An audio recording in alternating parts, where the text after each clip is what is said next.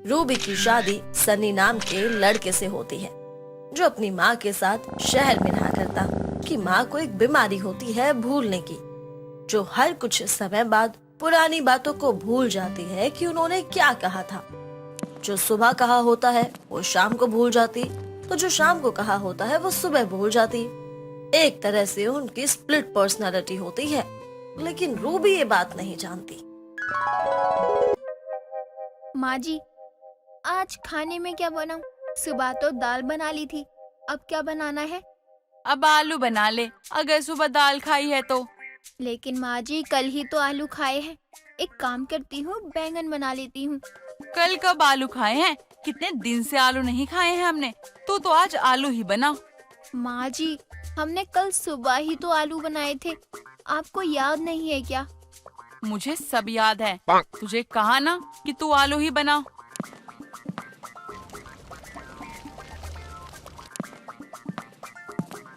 माँ जी, सन्नी जी, आ जाइए, खाना तैयार है। अरे आज क्या बनाया है खाने में? मैंने आलू बनाए हैं। अरे कल ही तो आलू खाए थे, आज फिर से तुमने आलू बना दिए। मैंने तो माँ जी के कहने पर आलू बनाए हैं, उन्होंने ही कहा था कि आलू बनाओ। मैंने कब कहा तुझे कि तू आलू बना? मेरी तो तुझसे इस बारे में कोई बात ही नहीं हुई है। माँ जी, मैंने आपसे ही पूछकर आलू की सब्जी बनाई है, और मैंने यही कहा था कि हमने कल ही आलू खाए हैं तो और कुछ और बना लेते हैं, लेकिन आपने कहा कि आलू ही बनेंगे। अरे जब कल ही आलू हमने खाए हैं तो मैं क्यों कहूँगी कि आज भी आलू बना? भला ये कोई बात हुई क्या? सन्नी, माँ जी झूठ कह रही हैं, मैंने उन्हीं से पूछकर ही आलू की सब्जी बनाई है। अच्छा ठीक है, कोई बात नहीं, अगर बन गई है तो क्या हो गया, हम तो ये खा ही लेते हैं। अपनी बीवी को समझा ले, मुझे झूठा कह रही है। मैं क्यों झूठ बोलूंगी? ये झूठ बोल रही है भाई। अरे माँ कोई बात नहीं, छोड़ो यार, अब खाना खाते हैं।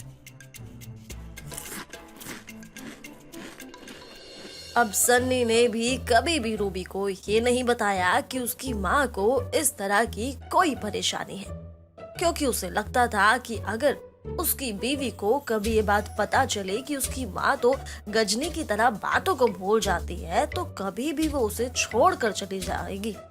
इसलिए अपनी माँ की इस बीमारी के बारे में उसने अपनी पत्नी को नहीं बताया और हमेशा ही इसी तरह से दोनों के बीच सुलह कराता रहा। खैर कुछ दिन यूं ही बीतते हैं, फिर एक दिन की बात है। माँ जी, मुझे अपने लिए कुछ कपड़े लेकर आने हैं, मेरे पास अब कपड़े नहीं हैं। हाँ तो बेटा ले आना, तुझे मना किसने किया है? एक काम कर, तू भी जाके मार्केट से अच्छे अच्छे कपड़े ले आ। माँ जी, मैं खाना बनाकर चली जाती हूँ, आपकी भी दवाई का टाइम हो रहा है, तो आप खाना खाकर दवाई ले लेना। खाना मैं बना लूंगी, जा परेशान मत हो। तू लेट मत कर, अपने लिए कपड़े ले आ जाकर। ठीक है माँ जी, मैं तो जा रही हूँ, तो आप खाना बनाकर रख लेना और खा भी लेना।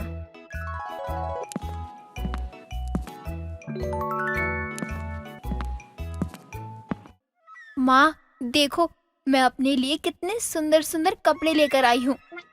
हाँ तो मैं क्या करूँ, ले आई तो? कौन सा मुझसे पूछ कर लाई है? माँ जी, मैं आपसे पूछ कर ही तो गई थी, आपने ही तो कहा था कि तू कपड़े ले आ।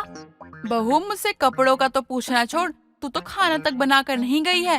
मैं सुबह से भूखी हूँ, तुझे पता है ना कि मुझे दवाई लेनी होती है। हे भगवान, या तो मैं पागल हूँ या मेरे साथ किसी तरह का मजाक हो रहा है।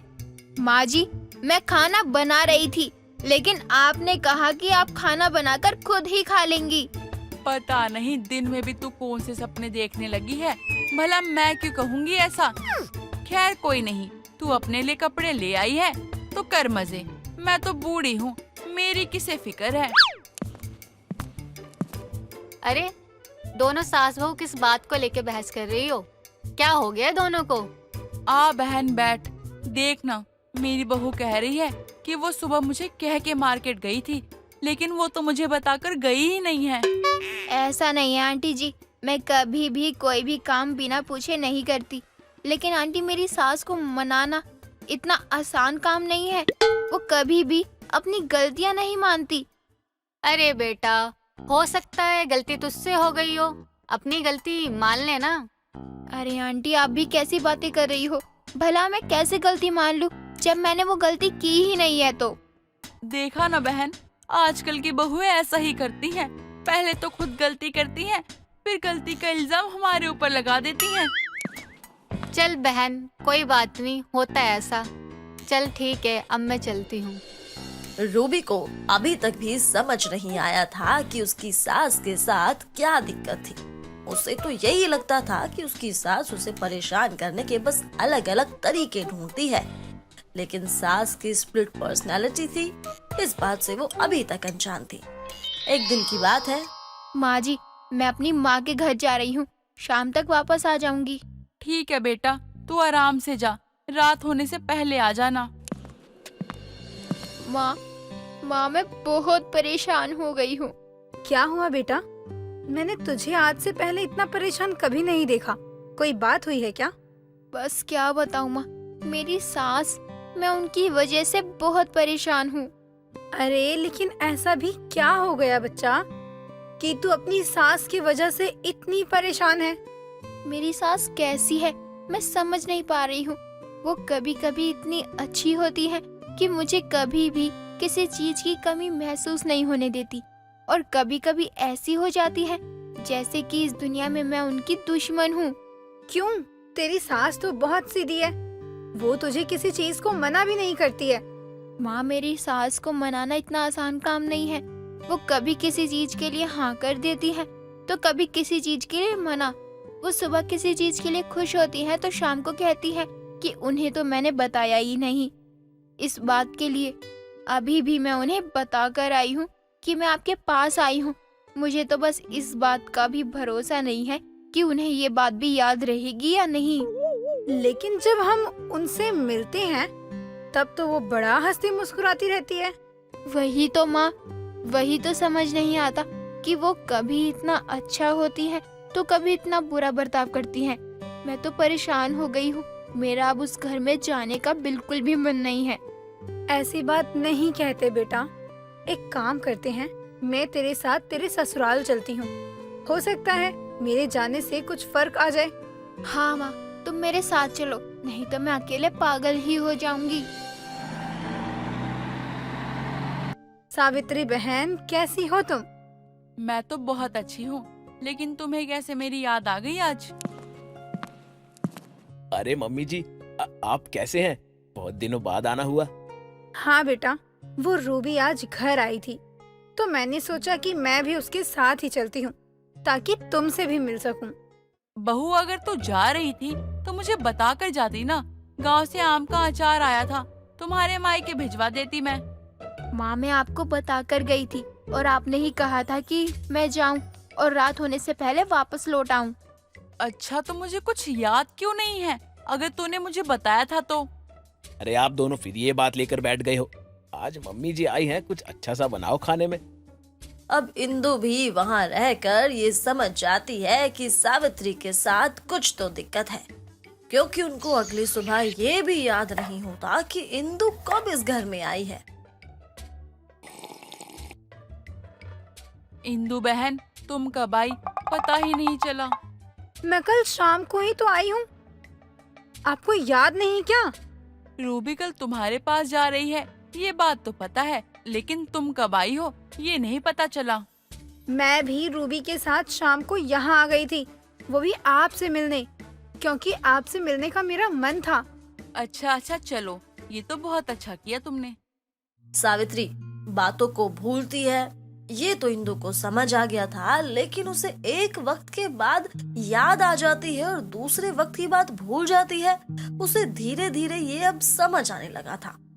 तब इंदु अपनी बेटी से बात करती है। रूबी, मुझे लगता है कि तेरी सास के साथ किसी तरह की कोई परेशानी है। माँ, दिक्कत क्या है ये तो समझ नहीं आ रहा, लेकिन इन सब से मैं बहुत परेशान हो गई हूँ। तू सही कह रही थी बेटा कि तेरी सास को समझना इतना आसान नहीं।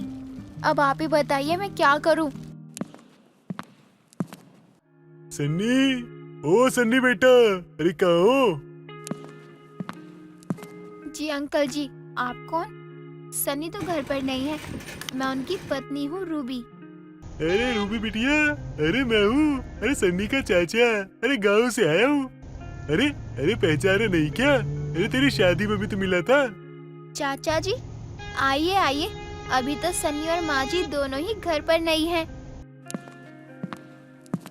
अरे वो क्या है ना, अरे बहुत ज्यादा वक्त हो गया था, तुम लोगों से मिलना नहीं हुआ था, तो मैंने सोचा क्यों ना जाकर तुमसे मिला जाए, तो मैं आ गया। और वैसे तुम्हारी सास कैसी है? उसकी बीमारी में कोई आराम आया कि नहीं? माँ जी तो ठीक है, बस दवाई चल रही है। रूबी को नहीं पता था कि वो किस बीमारी के बारे में बात कर रहे हैं। सावित्री घुटनों के दर्द की दवाई खाती थी, तो उसे तो यही लगता था कि इसी बीमारी के बारे में चाचा जी उससे पूछ रहे होंगे। अच्छा एक बात बता बेटा, तेरी सास अभी भी भूल जाती है क्या? आप किस बारे में बात कर रहे हैं? अरे बेटा, तेरी सास को भूलने की बीमारी है ना, उसके बारे में बात कर रहा हूँ। अरे तुझे नहीं पता क्या? तेरी सास को एक काम के बाद ना दूसरा काम दे दो तो पहला काम भूल जाती है, और बात बात पे ना हर एक चीज भूल जाती है, जिसके कारण लोग उसे गलत समझ लेते हैं, जबकि ना उसे ना भूलने की बीमारी है। क्या माँ जी को इस तरह की कोई बीमारी है? अरे बहू, और सन्नी बेटा ने तुझे बताया नहीं कि तेरी सास बीमार है, उसे भूलने की बीमारी है? अरे नहीं बताया तो नहीं बताया, अरे मुझे तो बता देता। अरे मैंने जाने अनजाने में तुझे सच बता दिया। अब तो इंदु और रूबी को सारी बात समझ में आ जाती है कि सावित्री के साथ आखिरकार दिक्कत क्या होती है। लेकिन रूबी अब इस बात पर गुस्सा करती है कि सन्नी को हमेशा से ही ये बात पता थी, लेकिन उसके पति ने उसके साथ विश्वासघात किया और उसे ये बात नहीं बताई। अब वो इंतजार करती है सन्नी के घर आने का। अरे चाचा जी आप प्रणाम चाचा जी। हाँ खुश रहो बेटा। अरे बहुत टाइम हो गया था ना, तुम लोगों से मिला नहीं था, तो सोचा था मिल लेता हूँ और तेरी माँ का हाल चाल भी ले लूंगा। अरे अच्छा किया आपने जो आप आ गए। सन्नी, माँ जी को इस तरह की कोई बीमारी है, तुमने मुझे कभी इस बारे में बताया क्यों नहीं? बीमार? क्या बात है, क्या कह रही हो तुम? मुझसे अब कुछ छिपाने की जरूरत नहीं है। तुमने मेरा विश्वास तोड़ा, तुमने मुझे ये बात नहीं बताई माँ जी को इस तरह की कोई बीमारी है। ये बात मुझे ही नहीं पता, बाकी सब लोगों को इस बात की खबर थी। मैं सोचती रही कि किसी भी काम के लिए मेरी सास को मनाना इतना आसान क्यों नहीं है, लेकिन मैं नहीं जानती थी कि इतना बड़ा सच मुझसे छुपाया जा रहा है। रूबी मुझे माफ करना, मैंने तुम्हें जानकर ये नहीं बताया। मुझे बस यही डर था कि कहीं तुम्हें ये सब पता चला तो तुम मुझे छोड़कर ना चली जाओ। और वैसे भी आजकल लड़कियां अपनी सास के साथ कहाँ रहना पसंद करती हैं। तुमने मुझे क्यों नहीं बताई ये बात? क्या तुमने मुझे भी दूसरों की तरह समझा है? अगर मुझे पहले से पता होता तो मैं उनकी कितनी सेवा करती। मुझे माफ कर दो रूबी। बेटा तुमने वैसे गलत किया है, लेकिन ठीक है, तुम्हारा भी सोचना गलत नहीं। कोई बात नहीं बेटा, तुम सन्नी को माफ कर दो और दोनों मिलकर अपनी माँ की सेवा करो। अरे सन्नी बेटा, अरे वो क्या है ना, मुझे पता नहीं था कि तूने इसे बताया नहीं है, इसलिए मैंने बता दिया। मुझे माफ कर दे। अरे नहीं चाचा जी, ये सच कभी ना कभी तो रूबी के सामने आना ही था। कोई बात नहीं। माँ जी अब कहाँ थी? इसे क्या हुआ? ये क्यों इतना प्यार दिखा रही है? अरे पीछे हट, मैं कहाँ जाऊंगी, मैं अंदर ही तो गई थी। माँ जी, अब मैं आपका पहले से भी ज्यादा ख्याल रखूंगी। मुझे क्या हुआ है जो मेरा ख्याल रखेगी? वाकई मेरी सास को मनाना इतना आसान काम नहीं है। इसके बाद फिर कभी भी रूबी ने इस बात की शिकायत नहीं की कि उसकी सास उसे परेशान करती है, और अब वो पहले से भी ज्यादा अपनी सास का ख्याल रखती है। दोस्तों, अगर आपको ये कहानी पसंद आई तो इसे लाइक करें, शेयर करें और कमेंट करके बताएं कि कहानी में आपको सबसे अच्छा क्या लगा।